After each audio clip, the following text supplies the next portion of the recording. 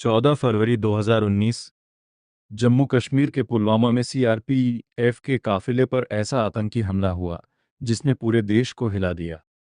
40 CRPF जवान शहीद हो गए। हर घर में गुस्सा था, हर आंख में आंसू थे और हर भारतीय के मन में एक सवाल था, अब जवाब क्या होगा? प्रधानमंत्री नरेंद्र मोदी ने उसी दिन कहा कि जवानों का बलिदान व्यर्थ नहीं जाएगा और हमले के जिम्मेदार लोगों को भारी कीमत चुकानी होगी। उन्होंने सुरक्षा बलों को कार्रवाई की पूरी स्वतंत्रता देने की बात भी कही। लेकिन असली परीक्षा अभी बाकी थी, क्योंकि पाकिस्तान की सीमा के भीतर जाकर कार्रवाई करना कोई सामान्य फैसला नहीं था। इसके पीछे सिर्फ गोलियां नहीं थी, इसके पीछे था दो परमाणु सशस्त्र देशों के बीच तनाव बढ़ने का खतरा। और फिर आया 26 फरवरी 2019। भारत ने घोषणा की कि उसने पाकिस्तान के बालाकोट में जैश ए मोहम्मद के एक प्रशिक्षण शिविर पर इंटेलिजेंस आधारित गैर सैन्य पूर्व एमटीएफ कार्रवाई की है। विदेश सचिव ने कहा कि कार्रवाई का उद्देश्य आतंकवादी बुनियादी ढांचे को निशाना बनाना था। यहीं से इतिहास का एक नया अध्याय शुरू हुआ। सालों से भारत आतंकवादी हमलों का दर्द सहता आया था, लेकिन इस बार संदेश अलग था। आतंकवादियों के सुरक्षित ठिकाने सीमा के उस पार हैं, इसलिए भारत की कार्रवाई सीमा पर रुकने वाली नहीं है। सरकार के बाद के आधिकारिक विवरणों में बालाकोट कार्रवाई को भारत की आतंकवाद के प्रति जीरो टॉलरेंस नीति का महत्वपूर्ण उदाहरण बताया गया है। लेकिन कहानी यहीं खत्म नहीं। 27 फरवरी, अगले दिन पाकिस्तान ने भारतीय सैन्य प्रतिष्ठानों को निशाना बनाने की कोशिश की।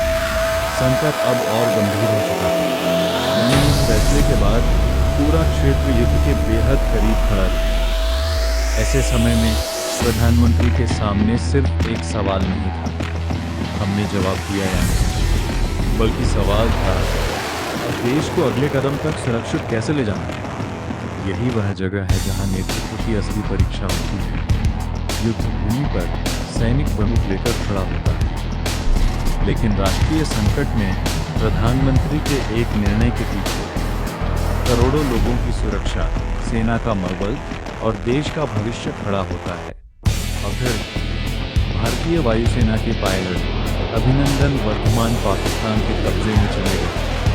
पूरा देश उनकी वापसी की प्रतीक्षा करने लगा। उस समय हर भारतीय की धड़कन जैसे एक ही सवाल पूछ रही थी, क्या हमारा वीर पायलट वापस आएगा? आखिरकार 1 मार्च 2019 को अभिनंदन भारत लौटे और उस दिन सीमा पर सिर्फ एक सैनिक वापस नहीं आया था, एक पूरा देश राहत की सांस ले रहा था।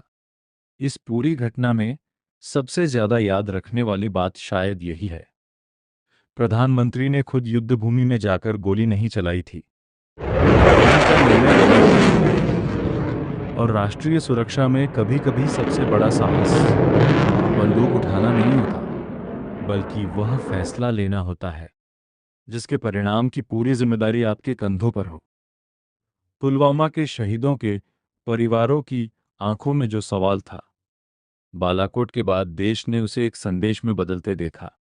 भारत बदल चुका है और शायद इसी वजह से 2019 की वह घटना आज भी भारतीय रणनीतिक इतिहास में एक निर्णायक मोड़ के रूप में याद की जाती है। क्योंकि कुछ रातें सिर्फ अंधेरी नहीं होती, वे इतिहास लिखती हैं। जय हिंद।